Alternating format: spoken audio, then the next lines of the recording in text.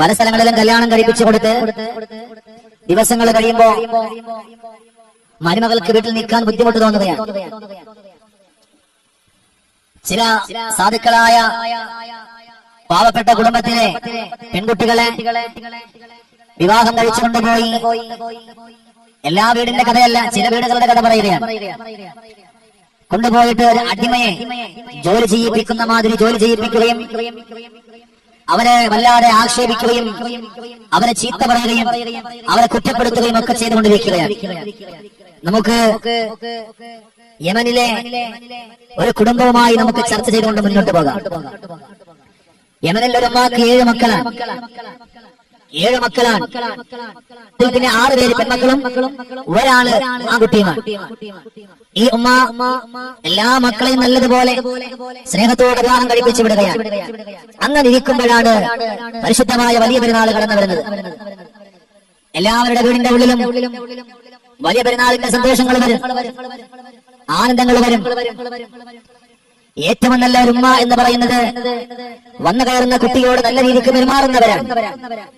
ഏറ്റവും നല്ല ഉപ്പ എന്ന് പറയുന്നത് വീട്ടിലേക്ക് വന്നു കയറുന്ന ആ കുട്ടിയോട് നല്ല രീതിക്ക് പെരുമാറുന്നവരാണ്. എന്നാൽ അവിടെ നിന്ന് 6 മക്കളല്ല, 6 മക്കളും പെൺമക്കൾ 7. അവിടെ നിന്ന് 7 മക്കളിൽ 6 പെൺമക്കളും ഒരേ ഒരു മകനുമാണ്. അങ്ങനെ മകനാണ് ഏറ്റവും ഇളയ മകൻ. മകനോട് പറഞ്ഞു, മോനെ നീ ഒരു വിവാഹം കഴിക്കണം. മകൻ അവിടെ നിന്ന് വിവാഹം കഴിച്ചുകൊണ്ട് നല്ലതുപോലെ കടന്നു വന്നു. യാ അല്ലാഹ്, അവിടെ നിന്ന് നാട്ടിൽ ഒരുപാട് പെൺകുട്ടികളുണ്ട്. പക്ഷേ ദാരിദ്ര്യ കുടുംബത്തിൽപ്പെട്ട ഒരു പെൺകുട്ടി അവരവിടെ നിന്ന് സെലക്ട് ചെയ്തു. ഈ മകൻ അവിടെ നിന്ന് സെലക്ട് ചെയ്തുകൊണ്ട് കടന്നു വന്ന് വിവാഹം കഴിച്ചു. നല്ലതുപോലെ ജീവിതം മുന്നോട്ട് പോവുകയാണ്. അതുപോലെ ഇദ്ദേഹം ഒരു കൊല്ലം കഴിഞ്ഞു, ദിവസങ്ങൾ കഴിഞ്ഞ് ഇങ്ങനെ പാതിരാത്രി വീട്ടിലേക്ക് വരികയാണ്. താമസ പണിക്കാണ് കടന്നു പോകുന്നത്, പെട്ടെന്ന് വരാറില്ല. എപ്പോഴാ വരുന്നതെന്നറിയുമോ? പരിശുദ്ധമായ വലിയ പെരുന്നാളിന്റെ അന്നത്തെ സുദിനത്തിലാണ്, വലിയ പെരുന്നാളിന്റെ അന്നത്തെ സുദിനത്തിലാണ് കടന്നു വരുന്നത്. അങ്ങനെ പ്രിയപ്പെട്ടവൻ കടന്നു വന്നുകൊണ്ട് ചോദിക്കുകയാണ്, ഉമ്മ, എന്റെ പ്രിയപ്പെട്ടവൾ എവിടെ ഉമ്മ? ഉമ്മ പറഞ്ഞത് എന്നോടാണോ ചോദിക്കുന്നത്?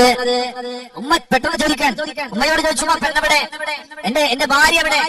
അപ്പൊ ഉമ്മാന്റെ ചോദ്യം അത് എന്നോടാണോ ചോദിക്കുന്നത്? സ്വാഭാവികം, ഇന്നും അങ്ങനെ ഉള്ളവരുണ്ടല്ലോ. ഇല്ല എന്ന് പറയാൻ പറ്റും. നിന്റെ ഭാര്യന്റെ മടിയിരിക്കുകയാണോ എന്നൊക്കെ ചോദ്യങ്ങൾ ചോദിച്ചുകൊണ്ട് കടന്നു വരുന്ന ഉമ്മമാരുടെ കാലഘട്ടമാണ്. എല്ലാ ഉമ്മമാരെയും കുറ്റപ്പെടുത്തുകയല്ല, എല്ലാ ഉമ്മമാരെയും കളിയാക്കുകയുമല്ല. സുബ്ഹാനല്ലാഹ്, അവിടെ നിന്ന് മകൻ എന്തെങ്കിലും പറയുമ്പോ മകനോടൊപ്പം ചേർന്നുകൊണ്ട് ആ പ്രിയപ്പെട്ടവളെ പാല് വെക്കാൻ വേണ്ടിയുള്ളവരാകരുത്.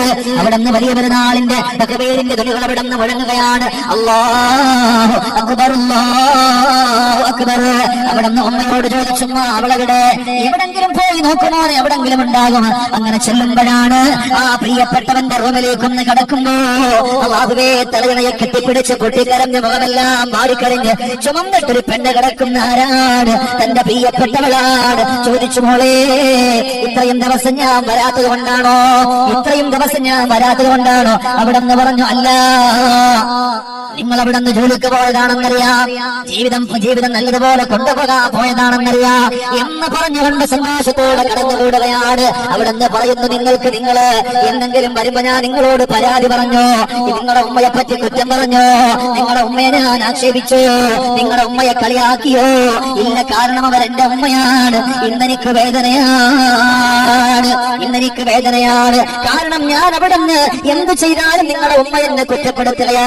പക്ഷെ ഈ ചെറുപ്പക്കാര ആലിമാണ്, ആബിദായ മനുഷ്യനാണ്. ഇദ്ദേഹത്തിനോട് പറയുന്ന, പ്രിയപ്പെട്ടവനെ, എന്ത് ചെയ്താലും എന്നെ കുറ്റപ്പെടുത്തുകയാണ്, എന്ത് ചെയ്താലും എന്നെ കളിയാക്കുകയാണ്. ഞാൻ കേട്ട് മടുത്തിരിക്കുകയാണ്, സഹിച്ചു പോയിരിക്കുകയാ. ഇനി എനിക്ക് സഹിക്കാൻ പറ്റില്ല. അതുകൊണ്ട് ഇനി എനിക്ക് വീട്ടിൽ ഒരു 5 പോലും കുറച്ച് മിനിറ്റുകൾ പോലും എനിക്ക് നിൽക്കാൻ കഴിയില്ല. ഇന്നത്തെയോ പാവപ്പെട്ട പെൺകുട്ടികൾ അങ്ങനെയുണ്ട്. വീട്ടിന്റെ ഉള്ളിൽ മകൻ കൊണ്ടുവരുന്ന പ്രിയപ്പെട്ടവളെ അവിടെ നിന്ന് ശകാരിക്കുന്നവര്, വഴക്കു പറയുന്നവര്, കുറ്റപ്പെടുത്തുന്നവര്, ചീത്ത വിളിക്കുന്നവര്. സുബ്ഹാനല്ലാഹ്, നമുക്കവരെ ചീത്ത വിളിക്കാനും അധികാരമാവുള്ളത്, കുറ്റപ്പെടുത്താനും അധികാരമാവുള്ളത്. അവിടെ നിന്ന് സുബ്ഹാന റബ്ബി, ഈ മകൻ അവിടെ നിന്ന് ഉമ്മാന്റെ അരികത്ത് പോയിട്ട് പറഞ്ഞവളെ കൈപിടിച്ചു കൊണ്ടുപോയി പറഞ്ഞു, ഉമ്മ, ഇത് നിങ്ങളുടെ മോളാണുമ്മ. ഉമ്മ എടുത്ത വാക്ക് പറഞ്ഞു, എനിക്കിങ്ങനത്തെ ഒരു മോളില്ല, ഞാൻ നിന്നെ പ്രസവിച്ചിട്ടുള്ളൂ, ഇവളെ ഞാൻ പ്രസവിച്ചിട്ടില്ല. ഇക്കുള്ള ഉമ്മമാര് പറയുന്നൊരു വാക്കാ. ഇത് കേട്ടപാട് പെണ്ണിന്റെ കൽബങ്ങ് തകർന്നു. ഭർത്താവിന്റെ കൈയും വിട്ടെറിഞ്ഞിട്ട് റൂമിന്റെ ഉള്ളിലേക്കൊന്ന് കടന്നുപോയി. അവിടെ കിടന്ന് കരയുമ്പോ പ്രിയപ്പെട്ട ഭർത്താവ് പറഞ്ഞു, മോളെ വന്നെഴുന്നേക്ക്, നാളെ വലിയ പെരുന്നാളാണ്. അല്ലാഹുവിന്റെ തക്ബീറിന്റെ അള്ളാഹുവിന്റെ തക്ബീറിന്റെ ധ്വനികൾ മുഴങ്ങുകയാണ്. മോളെ കിടക്കല്ലേ, എല്ലാം സഹിച്ച് ക്ഷമിച്ച് നീ ഒന്ന് കടന്നു കൊടുക്കോ. അതിന് പകരം അള്ളാഹു നിനക്ക് സ്വർഗം തരികയാണ്, അള്ളാഹു നിനക്ക് സന്തോഷം തരികയാണ്, അള്ളാഹു നിനക്ക് ആനന്ദം തരികയാണ്. ആ പെണ്ണൊരുപാട് സഹിച്ചു. അവസാനം അവിടുന്ന് പെരുന്നാളിന്റെ അന്നത്തെ ദിവസം അവിടുന്ന് പെണ്ണ് വന്ന് ഭർത്താവിനോട് പറഞ്ഞു, പ്രിയപ്പെട്ടവരെ, എനിക്കൊന്നും വേണ്ട, ഒരു സുഖ സൗകര്യം വേണ്ട, എനിക്കൊരു ആനന്ദം വേണ്ട, എനിക്കൊരു വയോവൃദ്ധയായ ഒരു ഉമ്മ എനിക്കുണ്ട്, വയസ്സായ ഒരു ബാപ്പ എനിക്കുണ്ട്. അവരെന്നെ പൊന്നുപോലെ പഠിപ്പിച്ചവരാണ്, അവരെന്നെ പൊന്നുപോലെ നോക്കിയവരാണ്. ഈ ഒരു പെരുന്നാളിന്റെ ദിവസത്തിലെങ്കിലും എന്റെ ഉമ്മയുടെ അരികത്ത്, എന്റെ ബാപ്പയുടെ അരികത്തൊന്ന് പോകാ, എനിക്ക് അനുവാദം തരുമോ?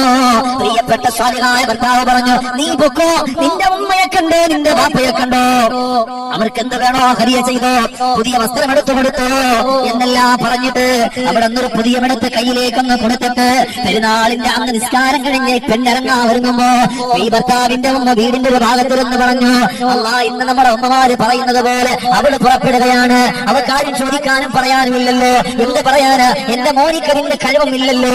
ഇന്നത്തെ ചില ഉമ്മമാര് പറയുന്ന അതേ വാക്ക് അത് അവന്റെ കയ്യിൽ തെറ്റാണ്, അവൾ ഇവിടെ നിൽക്കേണ്ടവളാണ് എന്ന് പറഞ്ഞുകൊണ്ട് പറയുമ്പോ, എന്റെ പ്രിയപ്പെട്ട ഉമ്മ, ആ പെൺകുട്ടി എവിടെ പോയില്ലെങ്കിലും അവിടെ നിൽക്കുമായിരുന്നു. പക്ഷേ നമ്മളെ കാരണമാണ്, നമ്മുടെ സ്വഭാവം കാരണമാണ്, നമ്മളെ പറഞ്ഞത് കാരണമാണ് എങ്ങനെ വന്നു പോയത്. എന്നാലും സുബ്ഹാനല്ലാഹ്, അവിടെ നിന്ന് പെണ്ണിറങ്ങുമ്പോ ഈ പെണ്ണിന്റെ കയ്യിലുള്ള പൊതി മേടിച്ചിട്ട് ഈ ഉമ്മ വലിച്ചെറിഞ്ഞിട്ട് പറയാ, നീ എവിടേക്കാണ് പറക്കാൻ പോകുന്നത്, കയറിക്കോ വീട്ടിന്റെ ഉള്ളില്. അപ്പോഴാണ് പ്രിയപ്പെട്ട ഭർത്താവ് ഉമ്മയോട് പറഞ്ഞു, ഉമ്മ, നിങ്ങളോട് എനിക്ക് വഴക്കുണ്ടാക്കാൻ പറ്റൂല, നിങ്ങളോട് എനിക്ക് വഴക്കിടാൻ പറ്റൂല, നിങ്ങൾ എന്റെ ഉമ്മയാണ്, എനിക്ക് നിങ്ങളുടെ പൊരുത്തം എനിക്ക് വേണം. ഈ പ്രിയപ്പെട്ടവർ, അവർക്ക് ഉമ്മയുണ്ട്, അവർക്ക് വാപ്പയുണ്ട്, അതുകൊണ്ട് അവർക്ക് പോകാൻ നിങ്ങൾ അനുവാദം കൊടുക്കണം. ഉമ്മ, ഞാനൊന്ന് പറയട്ടെ, അവർക്ക് അവളെ വീട്ടിൽ പോകാൻ, അവർക്ക് അവളുടെ ഉമ്മയെ കാണാൻ, അവർക്ക് അവളുടെ ബാപ്പയെ കാണാൻ, എന്റെ ഉമ്മയുടെയും ബാപ്പയുടെയും അനുവാദം അവർക്ക് വേണ്ട, എന്റെ അനുവാദം മതി ഉമ്മ, ഞാൻ കൊടുത്താൽ മതി. പക്ഷേ എന്റെ ഉമ്മയെ സ്നേഹിച്ചുകൊണ്ടാണ് ഞാൻ നിങ്ങളോട് ചോദിക്കാൻ പറഞ്ഞത്, ഇല്ലെങ്കിൽ ഞാൻ പറയുമ്പോ അവർക്ക് പോയാൽ മതിയായിരുന്നു ഉമ്മ. നിങ്ങൾ എന്റെ ഉമ്മയായതുകൊണ്ട് എന്റെ ഉമ്മയെ വെറുപ്പിക്കണ്ട എന്ന് പറഞ്ഞ്, എന്റെ ഉമ്മയെ കുറ്റപ്പെടുത്തണ്ട എന്ന് പറഞ്ഞ്, അതുകൊണ്ട് പറഞ്ഞാൽ നിങ്ങൾ പൊക്കോളാൻ പറഞ്ഞത്. അതുകൊണ്ടാണ് ഞാൻ പറഞ്ഞത് ഉമ്മയോടൊന്ന് ചോദിക്കാൻ. പക്ഷേ എന്റെ ഉമ്മ, പക്ഷെ ഞാൻ പറയുമ്പോഴല്ലോ പറഞ്ഞത്, അദ്ദേഹം വളരെ വിനയാന്വനായി, ഉമ്മ, നിങ്ങൾ എന്റെ ഉമ്മയാണ്, അതുകൊണ്ടാണ് ഞാൻ നിങ്ങളോട് ചോദിച്ചിട്ട് പോകാൻ പറഞ്ഞത്. നിങ്ങളുടെ അനുവാദം, എന്റെ വാപ്പാന്റെ അനുവാദം ഒന്നും അവർക്ക് വേണ്ട, എന്റെ അനുവാദം മതി, അല്ലെ, ഭർത്താവിന്റെ അനുവാദം മതി, അവർക്ക് പോകാം. പിന്നെന്തിനാണ് ഉമ്മ, ഉമ്മ, അതുകൊണ്ട് അവള് പൊക്കോട്ടെ ഉമ്മ. അവൾ അങ്ങനെ കടന്നു പോവുകയാണ്, വീടിന്റെ അകത്തട്ടിലേക്ക് ചെന്നു. അപ്പോഴാണ് പടച്ചറപ്പെ ചരിത്രം രേഖപ്പെടുത്തുകയാണ്. ഇദ്ദേഹം പറഞ്ഞു, ഞാനും വരാ എന്ന് പറഞ്ഞിട്ട് സ്വന്തം ഭാര്യയുടെ ഉമ്മയെ, ബാപ്പയെ ചെന്ന് കാണുകയാണ്. അല്ലാഹുവേ, ആകപ്പാടുള്ള ഒരു മകളാണ്, ദാരിദ്ര്യ കുടുംബമാണ്. പെരുന്നാളിന്റെ അന്നത്തെ ദിവസത്തില് ആ പ്രിയപ്പെട്ട ഉമ്മാനെ ബാപ്പയെ കാണാൻ കടന്നു പോകുമ്പോ ഒരു റൊട്ടി പോലും ആ വീട്ടിന്റെ ഉള്ളിൽ കഴിക്കാനില്ല. കാരണം ആൺമക്കൾ കൊണ്ട് കൊടുക്കാനില്ല. ബാപ്പ രോഗിയാണ്. എന്നാൽ ഈ മരുമകന്നതായ എന്ത് ചെയ്തെന്നറിയോ, അവിടെ കിടന്നിരുന്ന ബാപ്പാനെ വിളിച്ചെഴുന്നേൽപ്പിച്ചു, കൊണ്ടുപോയ വസ്ത്രം കൊടുത്തു ധരിപ്പിച്ചു. ആ ഉമ്മാക്കും പുതിയ വസ്ത്രം കൊടുത്തു. രണ്ടുപേരെയും ഒരുമിച്ചിരുത്തി ഭക്ഷണമുണ്ടാക്കി, മകളെ കൊണ്ട് ഭക്ഷണമുണ്ടാക്കിപ്പിച്ചു. ആ ഭക്ഷണം അവർക്ക് വേണ്ടി കൊടുത്തു.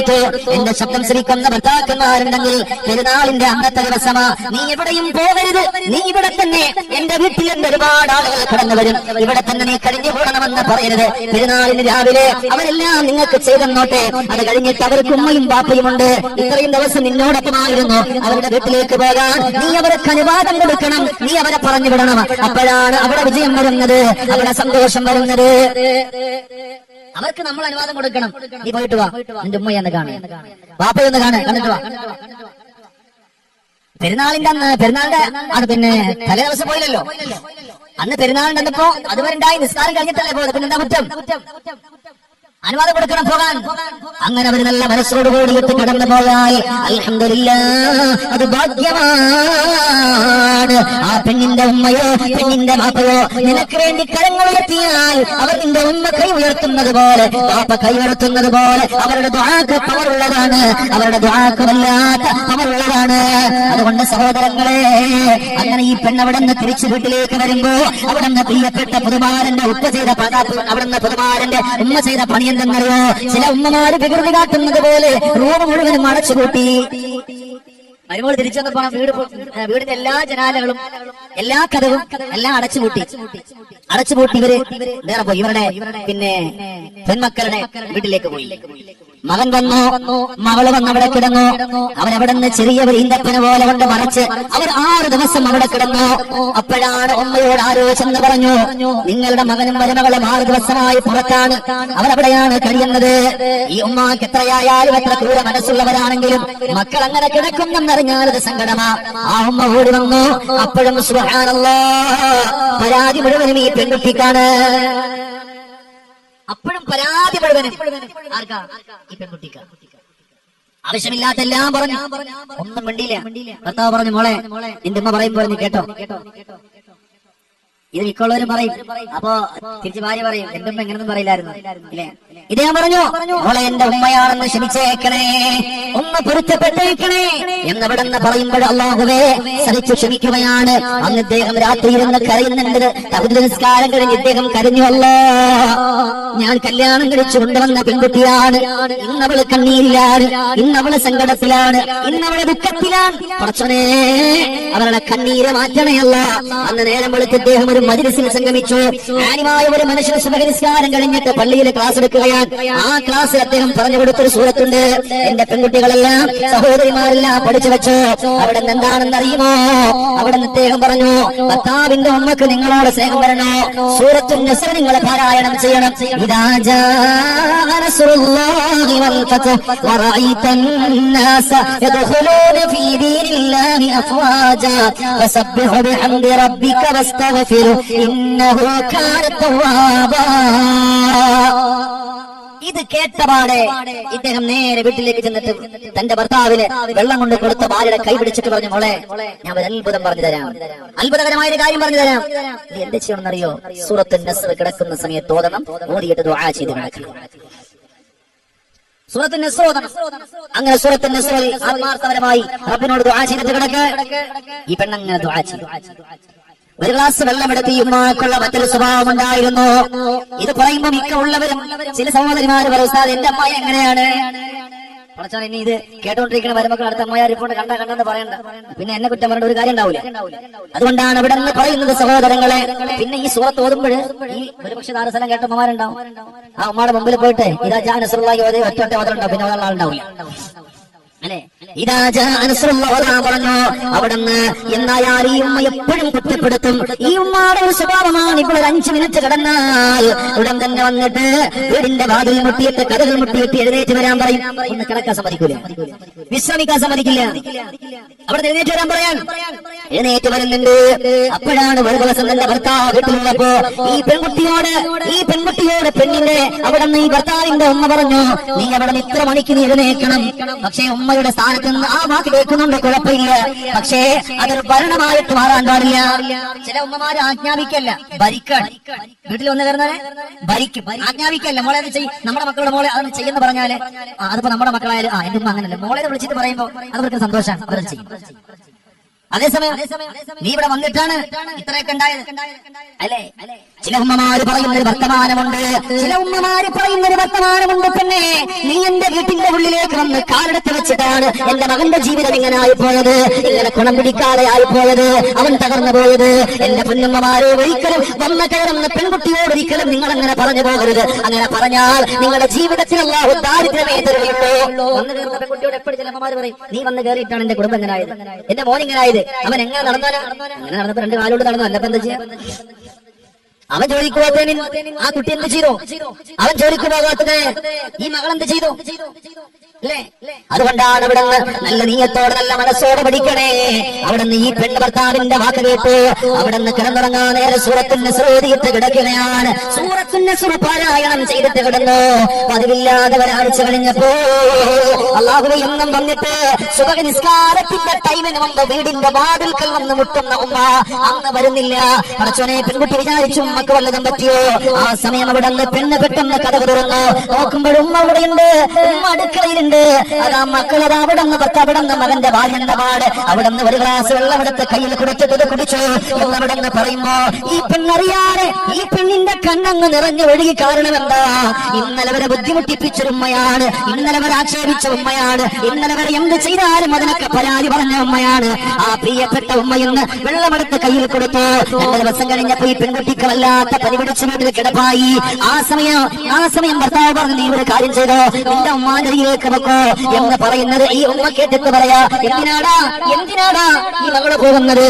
ഞാൻ ഒരു ഉമ്മയല്ലേ, ഞാൻ നോക്കിക്കോളാം. സുബ്ഹാനല്ലാഹ്, സ്വന്തം ഉമ്മ നോക്കുന്നതിനേക്കാൾ നല്ലതുപോലെ ഭക്ഷണം ഉണ്ടാക്കി കൊടുത്ത് വെള്ളം കൊടുത്ത് പിടിച്ചെഴുന്നേൽപ്പിച്ചിരുത്തുകയാണ്. അങ്ങനെ അവിടെ നിന്ന് ചരിത്രം പറയുന്നു, അവള് ഛർദ്ദിക്കുമ്പോ ഈ ഉമ്മ തന്നെ കൈകൊണ്ടതിനെ തുടച്ചു വൃത്തിയാക്കുന്നൊരവസ്ഥ വന്നു പോകുന്നെങ്കിൽ പെങ്ങളെ, ഇതാ ജാഅ നസ്റുല്ലാഹി വൽ ഫത്ഹ് വറഅയ്ത الناس يدخلون في دين الله أفواجا فسبح بحمد ربك واستغفره إنه كان توابا. ഈ സൂറത്തിന് അത്രയും മാധുര്യമാണ്. അതുകൊണ്ട് ഈ സൂറത്ത് എന്റെ പ്രിയപ്പെട്ട സഹോദരിമാരെ എല്ലാവരും നിങ്ങളുടെ ജീവിതത്തിൽ കൊണ്ടുവരണം. അല്ലാഹു തആല കേൾക്കാനും പഠിക്കാനുമുള്ള തൗഫീഖ് നമുക്ക് തരട്ടെ. ആമീൻ ബിറഹ്മതിക യാ